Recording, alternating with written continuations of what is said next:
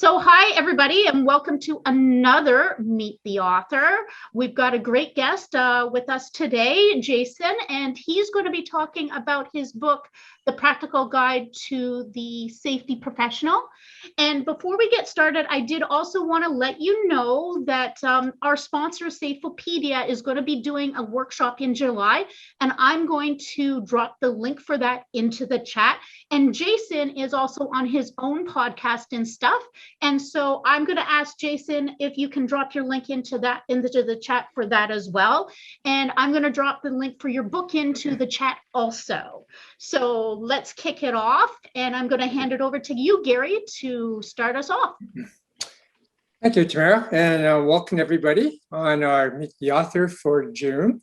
As Tamara says, we have Jason Maldonado here.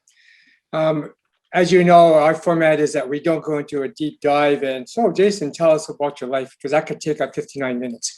So what we do is that we kind of plunge right into it. And my first question is, Jason, so this is a practical guide. What made you decide to write this practical guide? Well, there was a bunch of stuff, but the real crux of it, when I really started getting into, and this is past the point where it was sort of the tipping of the scales, and I decided to go for it and actually pull the trigger and do something rather than just say I wanted to write a book for the rest of my life. But one of the things that I really wanted to do is I read many safety books over my career, enjoyed many of them, but at the same time, I've kind of looked objectively and went, nobody else would ever want to read this outside of our profession.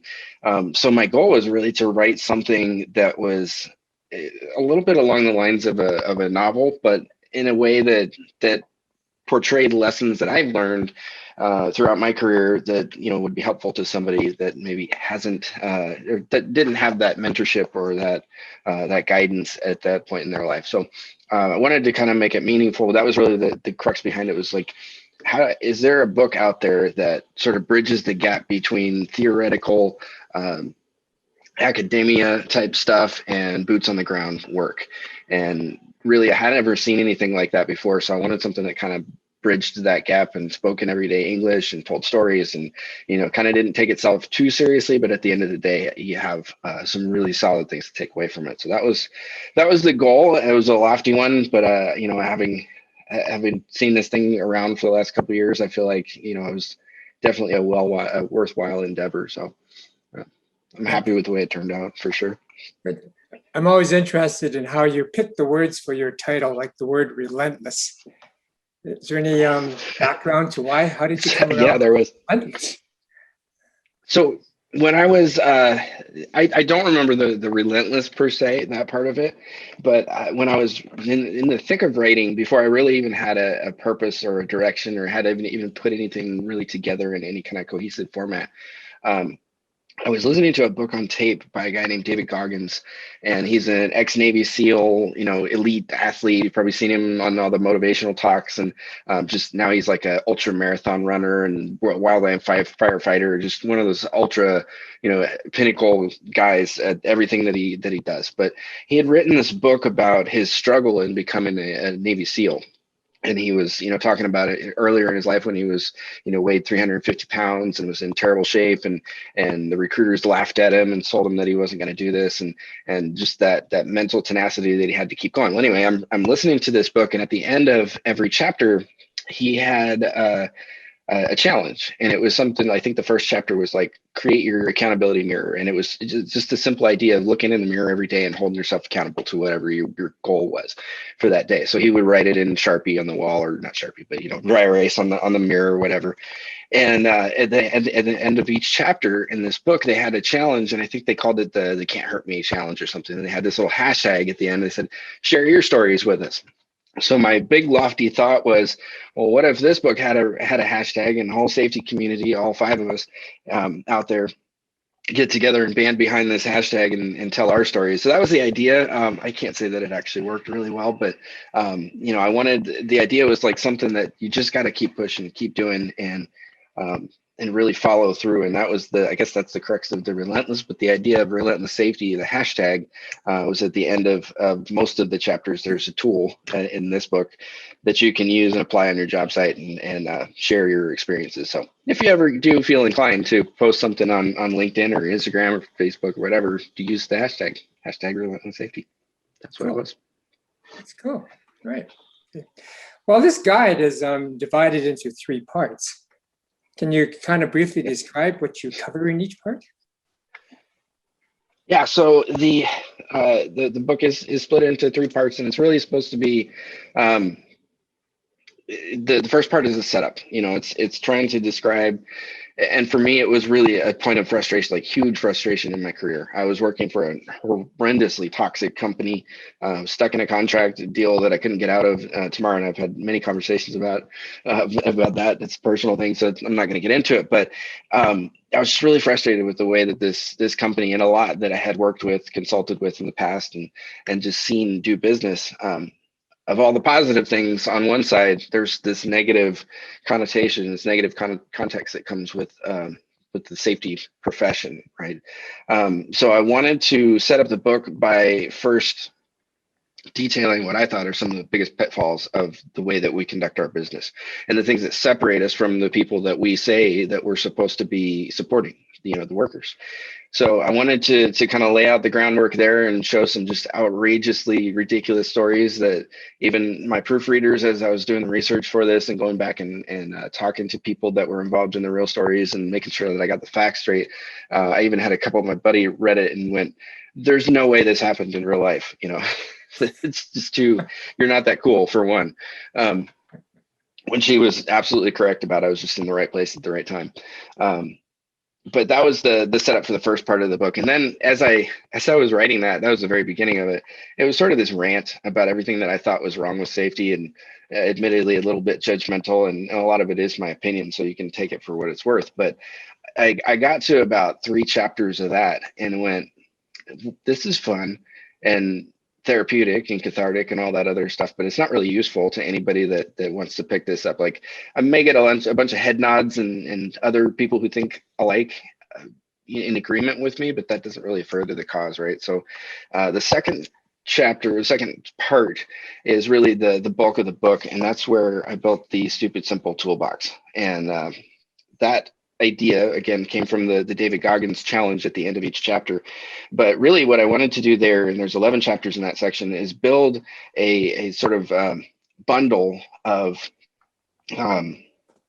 tools that you can sort of stack and build upon. So you start at the very bare bones, basic philosophical idea of like, let's get out there and get going and start doing something, all the way up until, here's how you communicate better. Here's how you write better. Here's how you build a program that doesn't rely on rules versus, motivating people to do the right thing because it'll keep them safe. So that's the second part. And then the third part really wraps it up and takes all the story elements and kind of puts them in a bundle. So it takes all those tools, it takes all the observations from the first part and kind of gives you a really quick down and dirty example of what this could look like if you implemented all this stuff in your organization. So the last part is really a very, very quick case study of a program that I ran going probably 15 years ago now, where we really dug into what is out there that's going to harm people and this was a construction site at the time. What's going to actively harm people and what should we do? What are we actively doing? The numbers and the counts and the audits and citations and all that stuff are great data points, but what are we doing about those things? That's what matters. And that's what really gets you to that next level. So that's the 3 parts in a nutshell. Cool. Right. So there's something you say in chapter 3, and I just want to also open this up to everybody that's on the call. You say there's that statement that says all accidents, that accident was preventable. Right. So has anybody heard that or dealt with that? I'd like to hear your take when you hear that. What's your response? First of all, we'll start off with Jason, then let's open up to the others. How do you respond if somebody says that accident was preventable? It's an incomplete sentence. that accident was preventable until it happened. Right. The idea that, and I get where it comes from. I think it came from a I'll say righteous point where, we don't want people to get hurt. We don't ever want that thing to happen again. And that is a good motivator. But to go back in time and look at it in that sense, you're essentially telling the worker that they were too stupid to avoid what happened to them, regardless of if that's what you meant, right? The way that people take things and the way that people absorb it is, especially when they're sitting there with a bloody mouth full of missing teeth or something, for example, it's just not going to go over well. And I just don't think it serves us to get into that debate about whether it was or wasn't preventable, because in reality it wasn't if it happened. Now that doesn't preclude us from going and doing the work to prevent or work on preventing similar things in the future. But I think we need to take the emphasis off of what happened yesterday and the person that it happened to and all those things, because it really detracts from what our ultimate goal is. If I could just tap in here for a second, because I agree with what you're saying, Jason, and somebody who's been in just really actually a minor accident. As a deli worker, I sliced my thumb down to the bone. And absolutely, like after it happened, I could even see myself when that moment of the accident happened. Yeah. And so how can people do safety a little bit differently so that they're leveraging it as an opportunity to learn about what type of things could be fine-tuned? Was there a moment that it could have been prevented, or was this really, and I even have a struggle with the word accident, because a true accident is something that you can't foresee. It occurs. That's why it's an accident. In comparison, incident, where it's something that has occurred, however, it could have been predicted and steered away from at a certain moment of time. Darren Sutton talks about the storm, right? And so that when certain incidents all happen in a flurry, and it's during that flurry that you can either take a pivot and avoid, or you may not, and you might actually go into something occurring, right? So from your experience, how can we help navigate when you're in that storm phase of things happening? I think if you're in the storm trying to plan out your battle plan, you're too late, right? The idea that we're going to get it right when our adrenaline's high, when our emotions are high, when we're not thinking rationally, it's a losing battle. And I think that's where we sort of, I think that's where we're misdirected in looking so heavily at incidents. Because if you look at, and I don't have data to like prove this definitively, but if you look at, an organization and you look at their incidence rates, most of the time, unless it's a really high impact or high severity industry, most of the time their injury rates are not statistically significant, right? They're not. We're looking at things like cuts and scrapes and bumps and bruises, maybe some broken bones, maybe some worse strains that required some lost time. None of those things are good. I'm not saying that that's okay to have. But when you look at the reality of it, that's not what happens most of the time on most days. So I think we're fighting a losing battle by trying to identify what it was that went wrong in this one scenario, because in actuality, the conditions, the storm is never going to be exactly the same again. So we might hit the nail on the head. We might get lucky, but it's just about as strategic as buying a lottery ticket. And this is where I tried to go in the book, is that where if you really approach the planning and the coaching and the talking and the being a human and communicating better from the onset, then you have a pretty good idea of what you should be expecting, and that will give you an idea of when you should stop, because that hey, this shouldn't be going on right now, versus the other way, when you just grab your tools and go get it, you're just kind of facing what comes, right? And versus having sort of like you said, like a predetermined or predetermined idea or sketch of what should happen. Now I see that Did I answer Michael your has question? put, yeah, I didn't want to lead you, which is why my question was so convoluted, because I was trying to not to lead the discussion, but yeah, exactly. Now, Michael, you put a comment in the chat. Did you want to come on mic and discuss that a little bit? Sure. So I'm a student of HOP and been doing the environmental safety health manager for 20 plus years. And when I hear all accidents are preventable, the first thing I go to is, sure, yep, I agree. But the way we do that is building the capacity to fail safe into the system. I'm also a process safety guy. So when things happen, I'm always looking for where was the hole in our process that allowed that to happen? Where did we allow, either a human decision or a mechanical failure to, when it happens, cause the injury? That's just my point. I think that's what I work for every day, is just to build that capacity further. And the unfortunate part is, if it works, you'll never know. It's hard to prove. Mm-hmm. Yeah. Okay, Gord, go ahead. The paradox. Gord, yeah, open up your mic.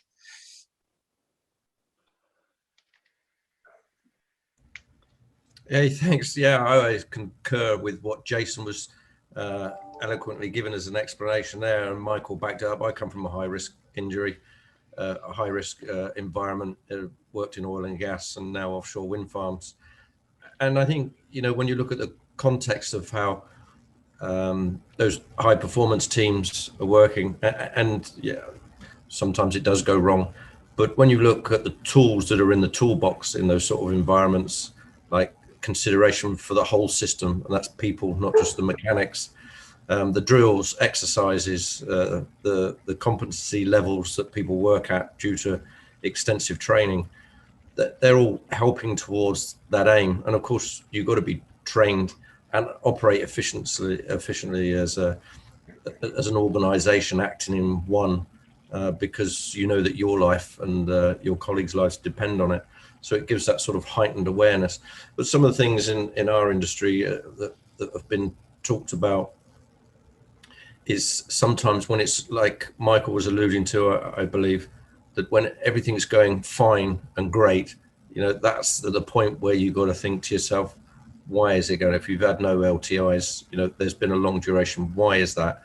So sometimes I think the safety guy is in some instances being proactively looking reactively to some things, whereas the people in those sort of industries are actually looking over their shoulder and they're thinking all the time, why has nothing happened yet? And that extra vigilance, I think, goes a long way. I'm not denigrating factory workers, retail workers, or anything like that. It's just that because you have that heightened awareness, it's the same in the military, where my previous career was as well, that, your body, you're looking after yourself, but you're looking after your buddy next to you. And that is so ingrained that, the minute you wake up, that's your mindset. Maybe it's not great. People that work in retails and factories that probably have a proper real life as opposed to us guys. But if you want to go home at the end of the day in an industry like that, you have to have that mindset and you have to live it and breathe it. And I think that's part of the relentless that's embedded in your title, that if you want to be doing good and you have to excel all the time and you want to go home, you have to be relentless. And that's not just in the professional, the specialization that you've got in your industry. It's a mindset. Mm-hmm. And you're not going to win with posters and barriers and that day in, day out. It's got to be a mindset. Right.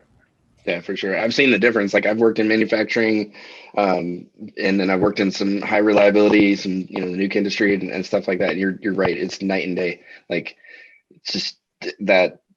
I think for me, the learning there is that our hair isn't on fire in the high reliability industries, right? We're looking at things objectively, more so I think than in manufacturing, where it's got to go, conveyor breaks, and now we're going to lose $50,000 an hour, whatever it is.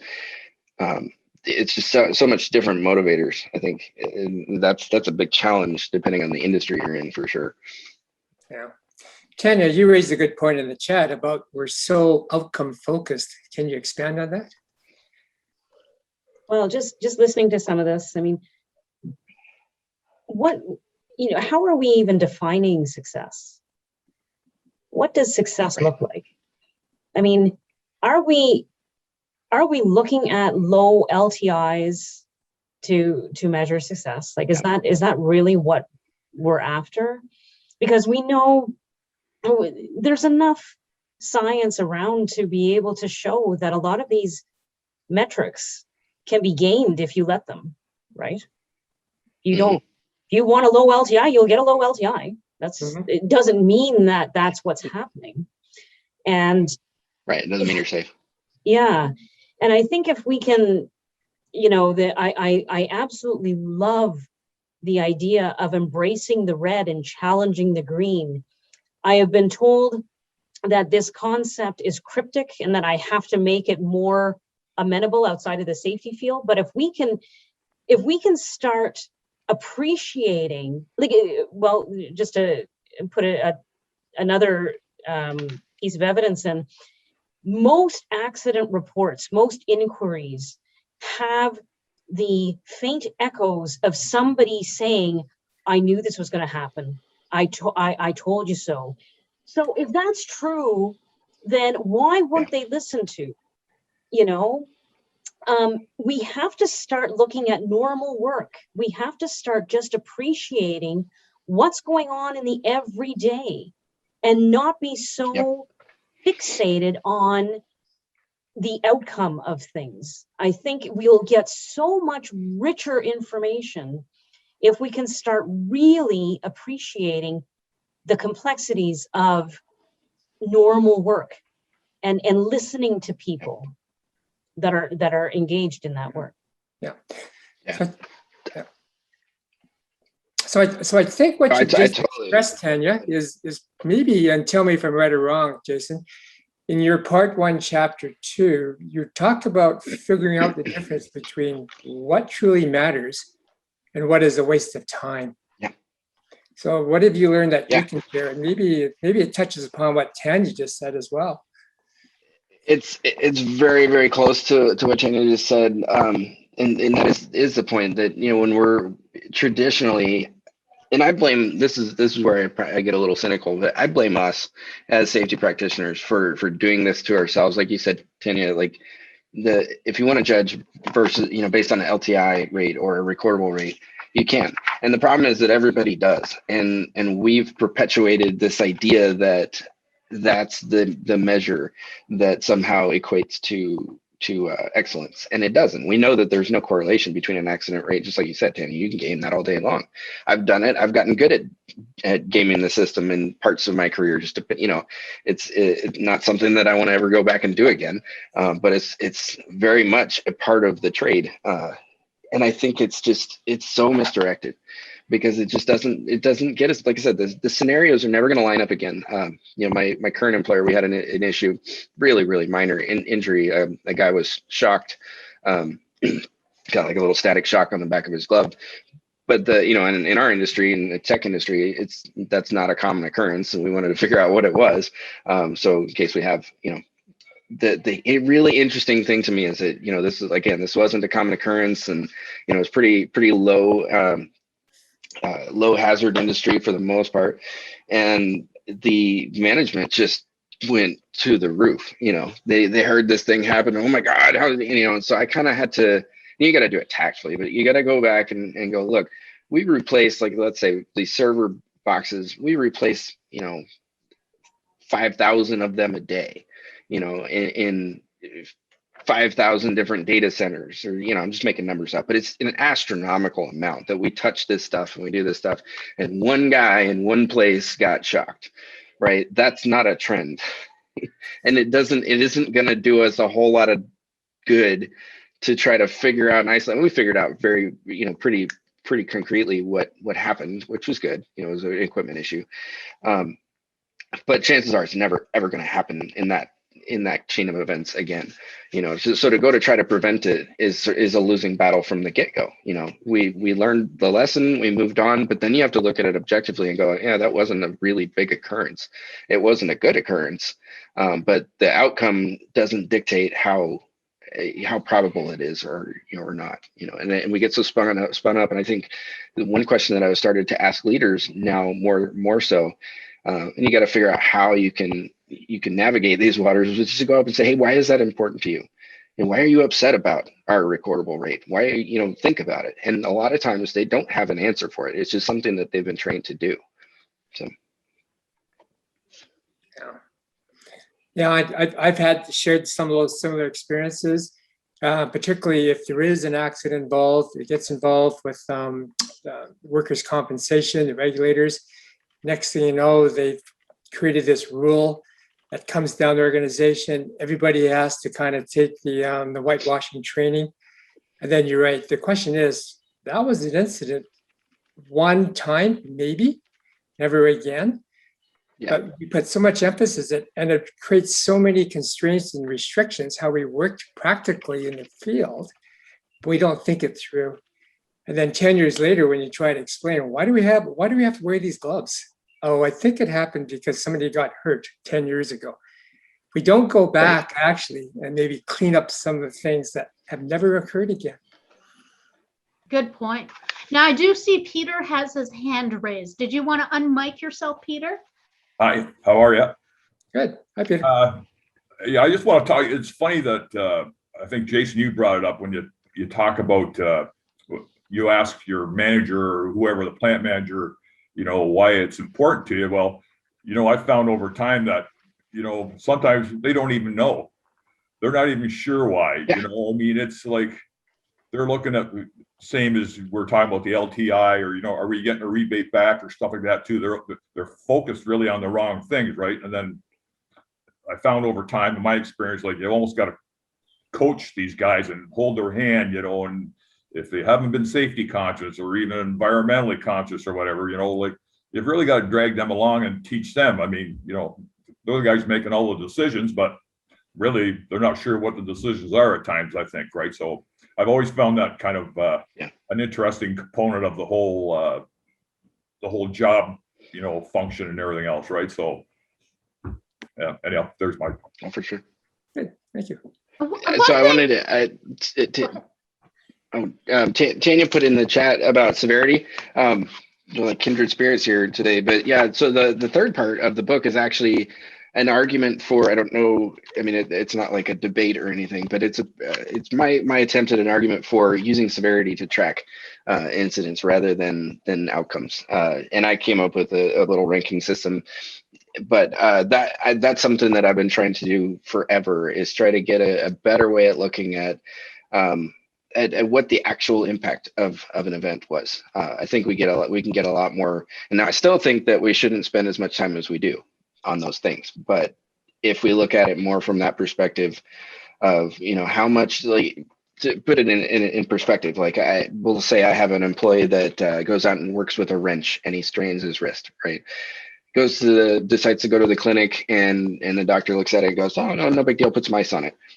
It's all well and good because that's a first aid injury, versus maybe that doctor that he sees is a little more conservative, and it's their prerogative, it's their business, it's their medical license, right? So they say, well, you know what, I want to put you in a splint. Well, now it's a recordable injury. Same injury, same action, same amount of required emphasis to be put on that.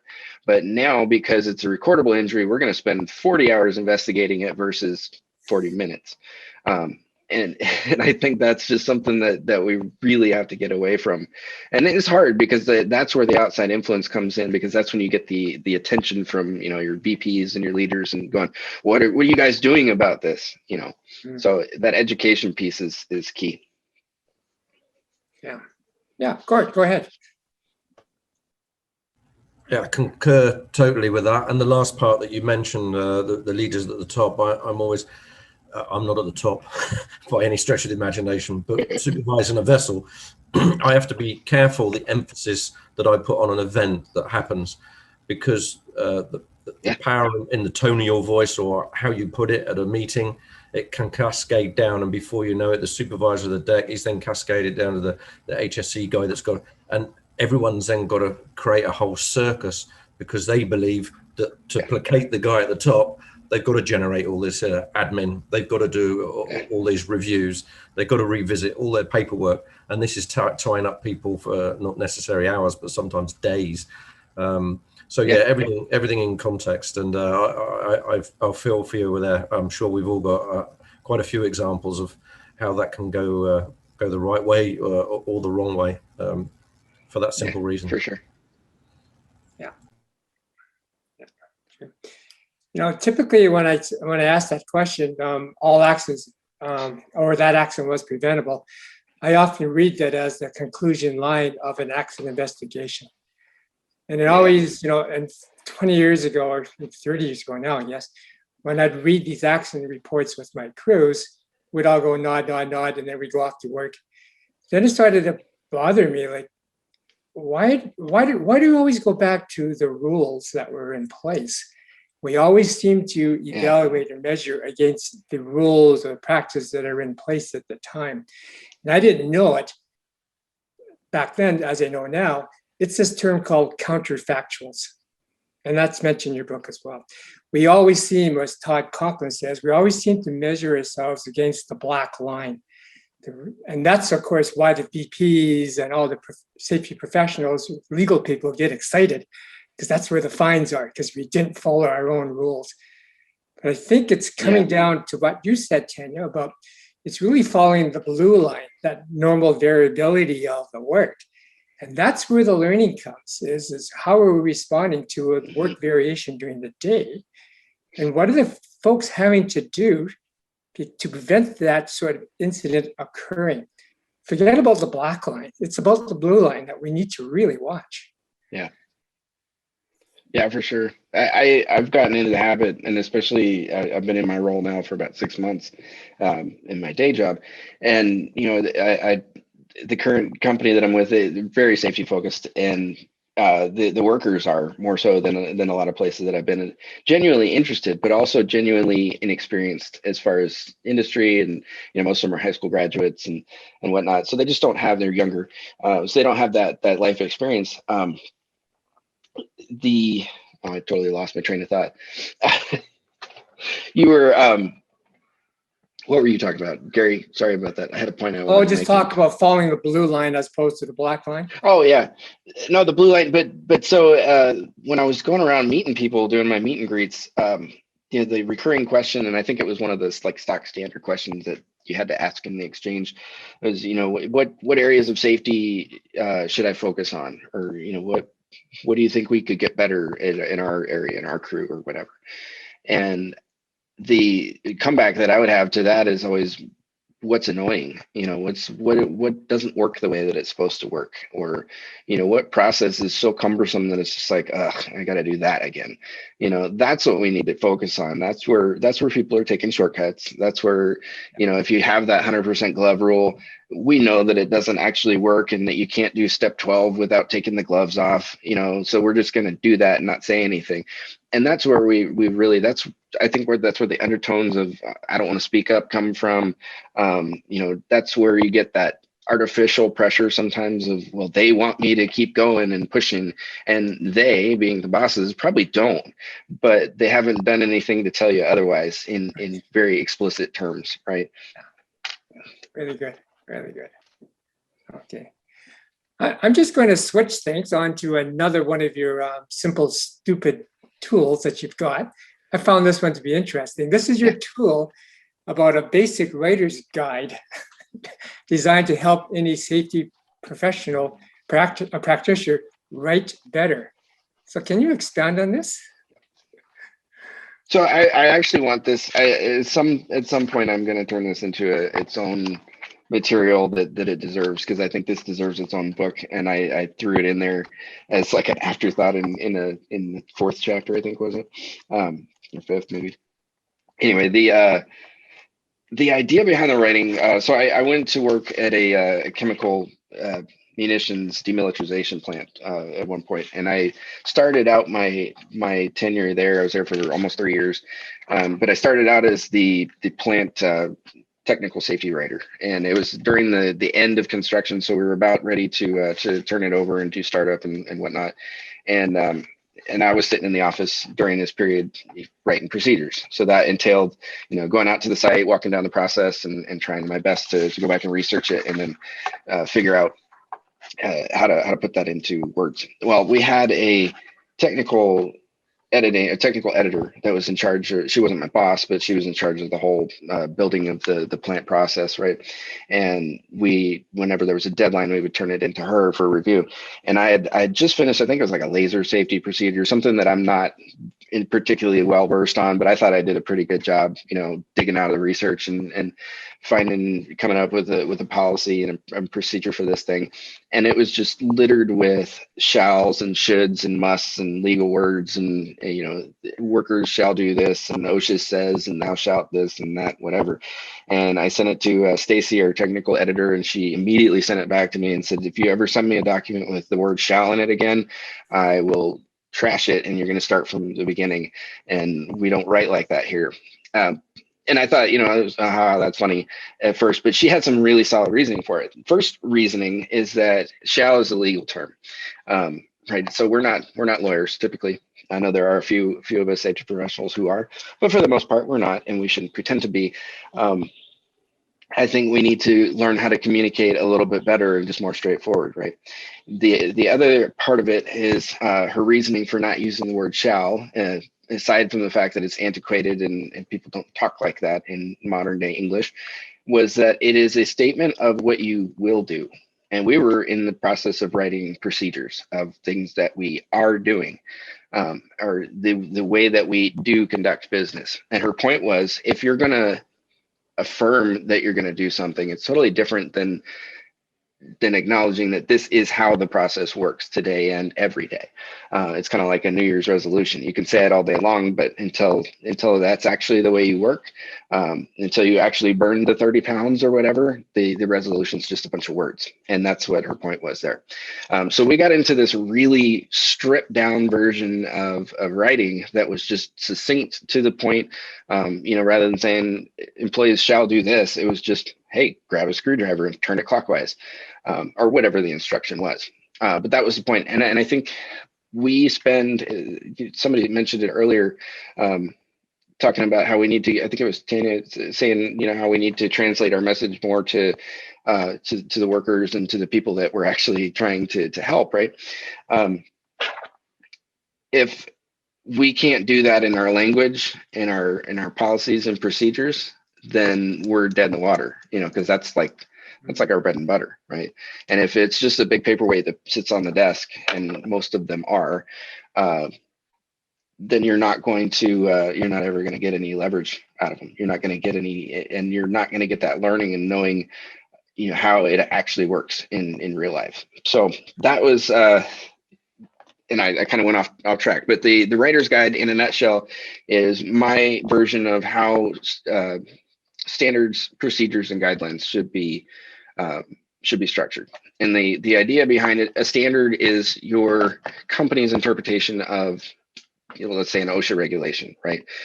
So that's where you could put your legal words if you absolutely had to, because you were in love with them so much. But the standard is just saying, this is how we conduct business. This is what we strive to achieve.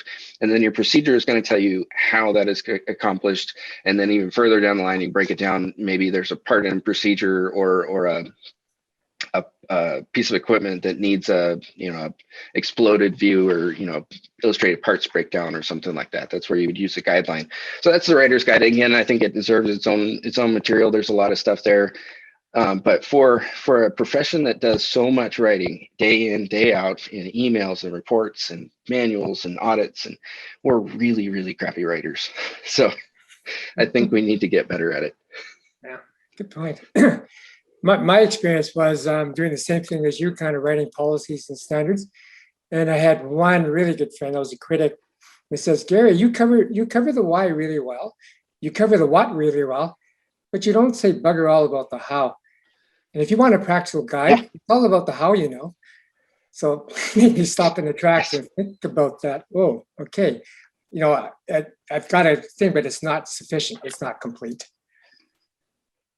Yeah, for sure. And I think I said it, I either said it in the book or in one of my blog posts somewhere. I've said it many times actually, but if all people need is for us to go and copy something out of OSHA.gov or whatever site and paste it into our company's letterhead, then they don't need us.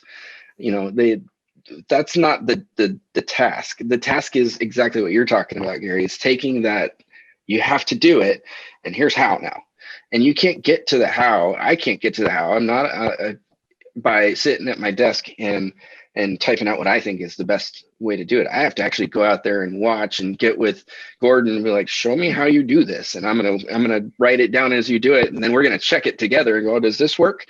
So that is really how we conduct business, and we don't do that very often. Absolutely. Good point. Learn from those who are doing. Peter, I see your hand up. Did you have something you wanted to contribute? Yes. So to the documentation thing. So I'm not sure how many people are, had the experience with the ISO standards. So, I mean, in all my jobs, we had 9,000, we had 14,000, we had 22,000 food safety, and you start doing these audits and everything else. And to go back to what Jason was saying before, I found as time went on, you literally were getting rid of procedures or work instructions because there was so much, duplication. And then, they could have. So here was a perfect example. We just had a manufacturing guy. So there was a procedure at the procedure level for the standard. Well, then they made a work instruction. Well, they were trying to say the same thing, but if you went to the work instruction, it was completely different. And I agree with Jason that you have to go out. So you'd look at the work instruction during an audit, you'd go out and go, well, that's not what you're doing. So, then you'd have to go, well, no, but this is the way we do it. I went, okay, so then you got to go back. You got to go back and you have to change our procedure now. Change it. Well, no, but then what happens is you have to go back to the manager or the supervisor and go, why'd you write this up like this? And when they get pissy at you, right? It's typical. So, and go, well, you know what? I was just out there with your guy. So this isn't how it works. So, you want to rewrite this? You want me to rewrite it? So that was all part of the nice part of, the health and safety guy being the worst guy in the whole plant, right? Because everybody hates you. Yeah. So, so the used car salesman of industry. Yeah, for sure. So, but I mean, but I said, it was funny.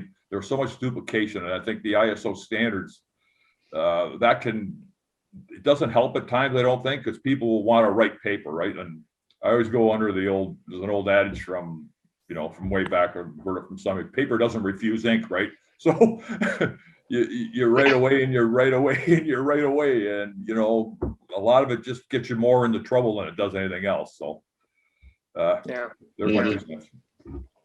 Yeah, really good point. Tanya and Gordon. Tanya, you wrote something in the chat, and then we'll tag Gordon in. Yeah. Well, I was just reflecting on something that I had heard Ivan Pukidli say.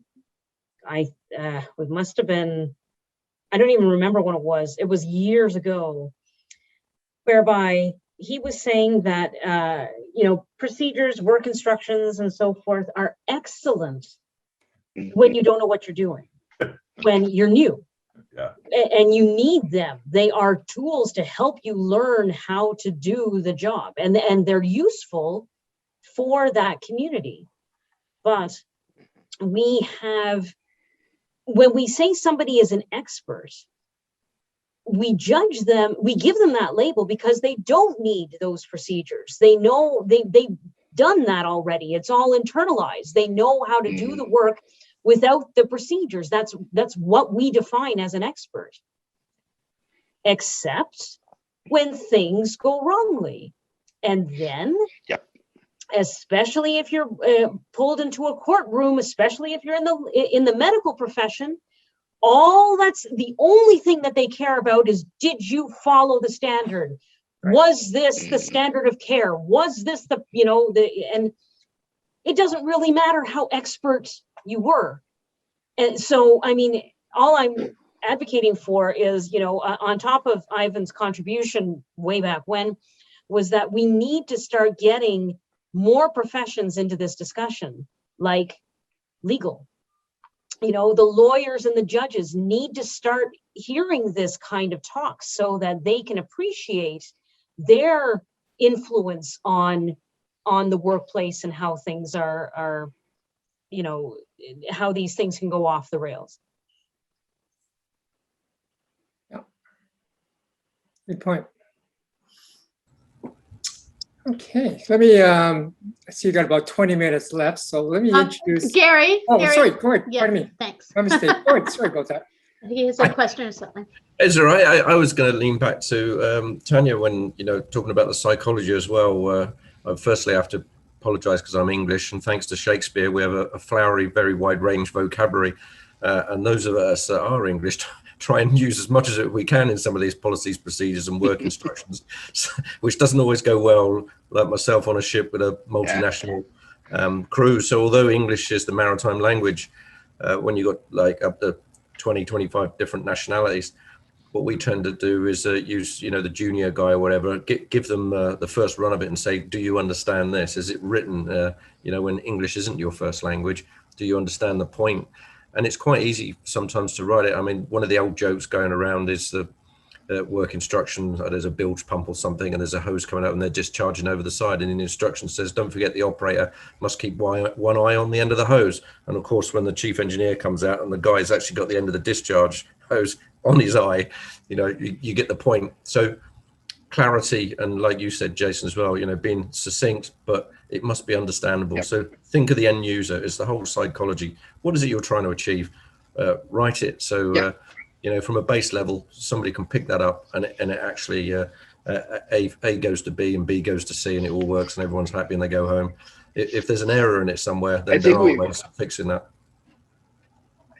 And I'm guilty of this too, but I think we get so wrapped up in, the push and pull of our different priorities, because on one hand, we're there to protect the company. That's part of what we do. I mean, admittedly, right? And then on the other hand, we're there to protect the workers. And sometimes there is a big conflict between those two things. And, I've found myself writing procedures, putting extra words in there as a CYA, like, oh yeah, well, this would keep us covered if something bad happens, for exactly that same reason. But then, that's the double-edged sword of it, because that's what gets turned on the worker or the employee when the bad thing happens. So yeah, cool.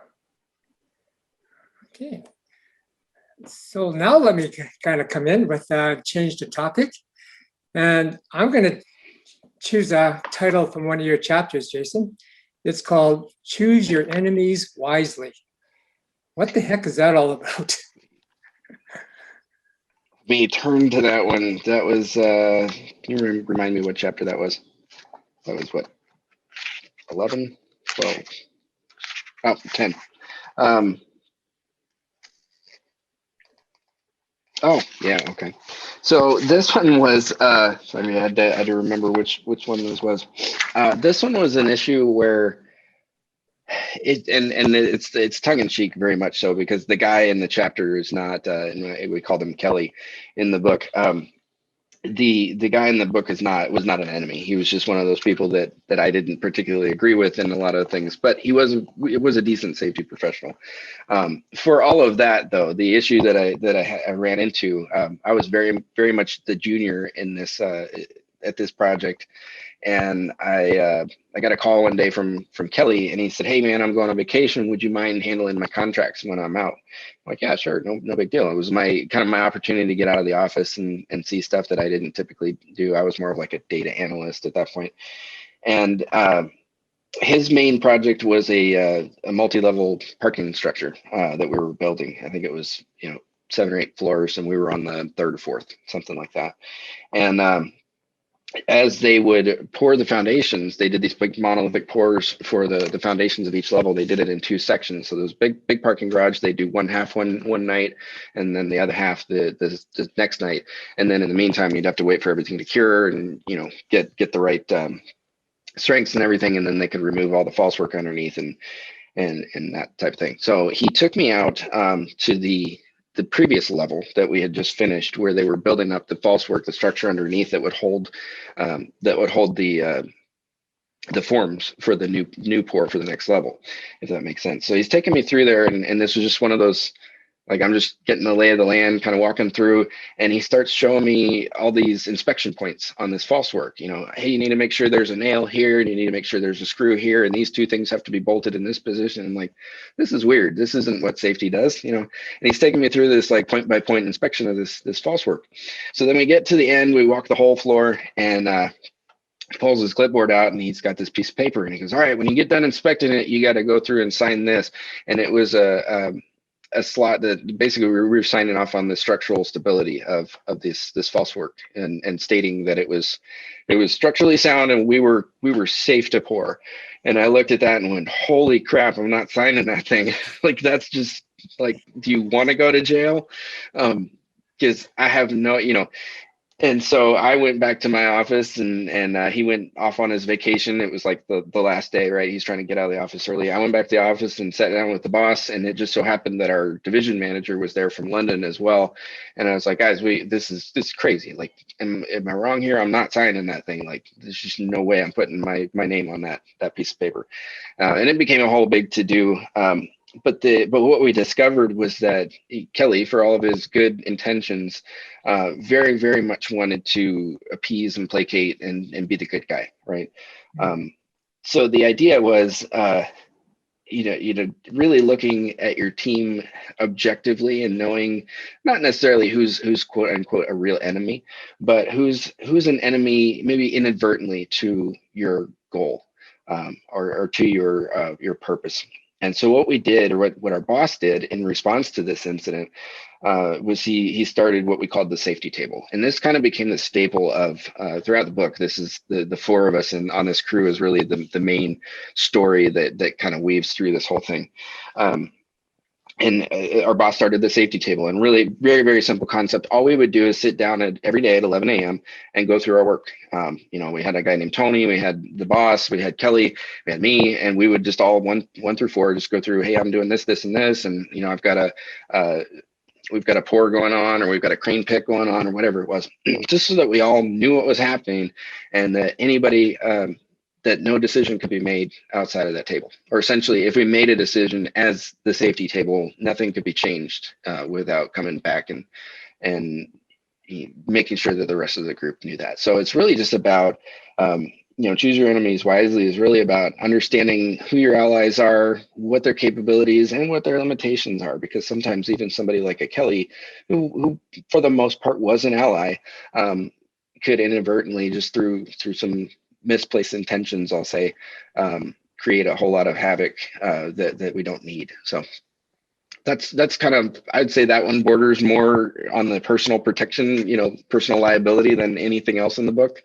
But I think it was a really important point and a huge lesson for me, because I've seen it time and time again where, just the basics of a team dynamic. You have somebody who is externally motivated by pleasing others or advancing themselves or whatever their motivation is. People tend to make decisions that are not necessarily great for the group. Yeah, good point. Good point. Yeah, I'm glad that you brought up team dynamics. We've had that conversation here a few times. Tanya, I see your hand up. Did you have something you wanted to add before we start closing this out? Well, I wanted to acknowledge Jason's story there, because first off, he kind of dampened the enemy label by saying, well, maybe he had some misplaced intentions and things like this. So this is more of a compassionate with grace kind of approach to things. I just wanted to share that. I wasn't that nice to him in the book. I'll just say that. Okay, fair enough. But I was having a conversation with my brother-in-law recently. He works for a firefighters union, and he had said that when he first started working for the union, this is what he said. I thought that my enemies were going to be the volunteer firefighters, but actually my enemies are the paramedics. And he went on to give all of the evidence for this. And I thought, Isn't that fascinating? He starts the conversation with who his enemies are. You know, that kind of mindset is not necessarily helping us get to a better place. If we can start, if we can get away from this understanding, oh, you hate that person too, then we have something in common. We really have to start breaking that kind of mindset. It's not helping. Yeah. If we can, you know, knowing who your allies are is fantastic, but maybe treating those with whom you don't share too many things more with compassion, more with, you know, maybe I don't understand their situation fully, that kind of thing, as opposed to just putting a label enemy on them, is going to get us to someplace better. Yeah. Good. Yeah, I think those are really valid points, and it really takes us to that world of diversity and maybe looking at differences, but as opposed to like stick them in the corner and dichotomies. It's all about, oh, you have a different point of view. I need to understand that. Help me understand where you're coming from. Because that's how Tanya and everybody else, we're going to get to both and if we do that, as opposed to either or, right? And we're so big on both and because that's where the real value is going to be in the future for us, right? Well, the last couple of minutes, I always end by asking the author, Jason, what would be your 3 takeaways that you would like to leave with the viewers? My 3 takeaways. So the first one is there's always words to take away, whether it's something in your writing, whether it's something in your email, your message, your safety meeting, whatever. We get so wordy and pedantic and prolific, whatever other adjective you want to use to describe the way we are. Like, just be a real person. I think one of the big motivators to me, and as I saw this thing sort of take shape, and granted it's been a couple of years now since it was published, but as I saw people kind of reacting to what I'd written, the one thing that really became apparent to me, and especially when I got somebody who read it who wasn't in the safety profession, they were like, wow, this is actually kind of interesting stuff. And that was eye-opening to me, because I think that we have done such a good job of digging into safety that we've sort of pulled ourselves out of reality, and we don't necessarily relate to the rest of the workforce. And I think that our communication, therefore our words, is a huge detractor in that area, because we just get so philosophical and, you know, kind of, I don't know, it can be kind of a turnoff, but the message, the material that we talk about and we get excited about ourselves amongst ourselves is actually interesting stuff to other people. We just have to figure out how to break that barrier. So that'd be the first one, is, you know, watch your words, always take away some. There's always something that you can throw away. You don't need to be the smartest sounding person in the world. Bye, Tanya. Good to have you. Well, let me share them with you when we talked about it, because now they make sense to me, because you talked a bit about the book you read by the ex-Navy SEAL. Oh, yeah. At that time, you said, you know, look at yourself, question the status quo, and always push yourself. And I can see those are the messages that you got at the end of each of the chapter of that particular book. Yeah. Push yourself. So the one part of the story that I didn't tell, and I'll just tell it real quickly, is that the thing that sort of pushed me over the edge, I've been talking about writing stories for years and years and years. And the book is dedicated to my mentor, who was the boss of this crew of 4 that the guy Kelly was on. And he passed away in 2016. So I was sitting on my dad's porch back in, I don't know, late 2018, and we were having a beer and just kind of reminiscing. And, you know, it's kind of missing my old buddy and mentor, who had actually stuck with me way past the project that we worked on together. And, you know, he'd been my backup for years and years and years. And so I was missing him, and I'm telling all these crazy stories that we had, you know, on this one just insane project that, you know, that was really, you have to read it to believe it. And my dad looked at me and he goes, man, these are great stories. You should write them down. And I was like, yeah, you know, I should. It's, you know, I'll get to it one day, whatever. He goes, you're not getting younger. And you said you wanted to be a writer since you were like 7. So I'll see you in 2 weeks. I would expect you could have about 2 chapters done by then. And that was the thing that that pushed me over the edge. And so definitely push yourself. You know, it's one thing, the accomplishment of having done it. Now I look on my bookshelf and I see, like, I've written 2 books now, but one's a fiction book. But you know, I have them sitting on your shelf is just, it's almost surreal even now. And I don't think that I would have. Well, actually, I really. I'm very grateful for the lessons that it's taught me and the ability that it's given me to kind of solidify my thoughts and become a better professional. And if I can share that with others, that, you know, they can grow and get something out of it, then even if one person does, I think that it was worth it. So. Okay, well said. Well, it's top of the hour. So Tamara, back over to you. This has been a great conversation. Thank you so much, Jason, for coming and joining us today. I think you've given us a lot to think about. And I like your 3 takeaways, you know, always take away words. So don't make it too complicated. Be real. Question the status quo. I love that. People know that's my favorite. You know, there's always opportunity to improve upon things, and push yourself. That's kind of our motto. That's how we actually met, was he and I were doing a podcast. It was the first time for both of us, basically. So, you know, get out of your comfort zone. So thank you. Did you have anything that you wanted to leave the audience with? Do you have anything coming up or anything? I've got two more books, the part 2 and 3 to the practical guide, in the works. They're, I'd say, 80 to 90% done each, but those will be a little long coming. I've got some work to do to flesh out where they're going to go and who's going to publish them and those kind of things. But no, I would, nice. Anyway. What I did want to share, though, the Safety Justice League podcast, which is my podcast, we talk about a lot of this kind of topic, and that we've got an episode. We publish episodes every Friday. We had one come out this morning that was just awesome. Like, go listen to it. The guy that's on there, he's a 27-year-old entrepreneur. He's a lawyer. He's a professor. He's a CEO. He's like, the kid is insane. But just some of the crazy stuff that they're doing in safety and tech is pretty cool. I did put the links to your book on Amazon and to Relentless Safety, the website on there. I think you dropped the link for the safety podcast, the Safety Justice League podcast. Can you do that one more time? I wasn't able to find that on my side. Sure. I thought it would be on your website, but it wasn't. Yeah, and we also have Saferpedia has a workshop coming up in July, and I put the link for that there. It's on corporate wellness. Gary, did you have anything you wanted to leave people with? No, I think we're kind of good. Looking forward to next month's, and we're just as a bit of a promo. We're going to talk a bit about workplace violence. So hopefully people will tune into that, and we'll do some extra shared learning.